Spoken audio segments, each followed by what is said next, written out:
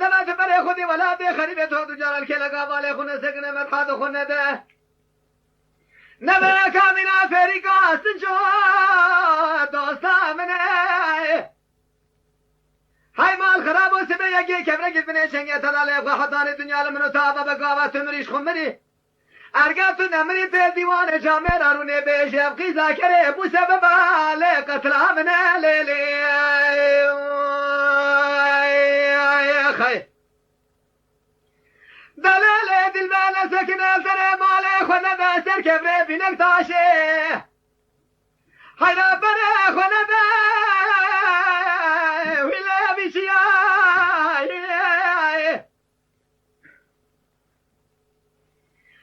لكي زيت مالك بلادي مقو سنة خد شباب كل صوتنا رحان الليمون بدار داشني كوكا بليت شلا نزل بسرو سقميل من ويلا البربي باي أذكر أصابكم قالوا ما مكي كوامنا قوسل مناني في اسمنا ولا جوتي كي كوي قوسل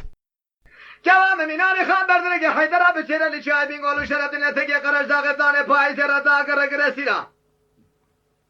اچوم بشه به دستاوید سر من که راسته اشتر راسون بخم خامه جمع بشتر دسته تو کسی ماله نگر یا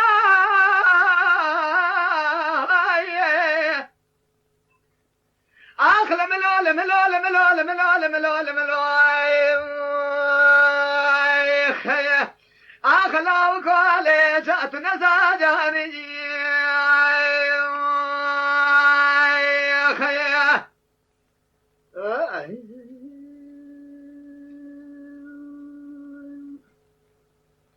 ليلة الباس ما ياسلون عبيتن ظالم حين اشترات بيبلي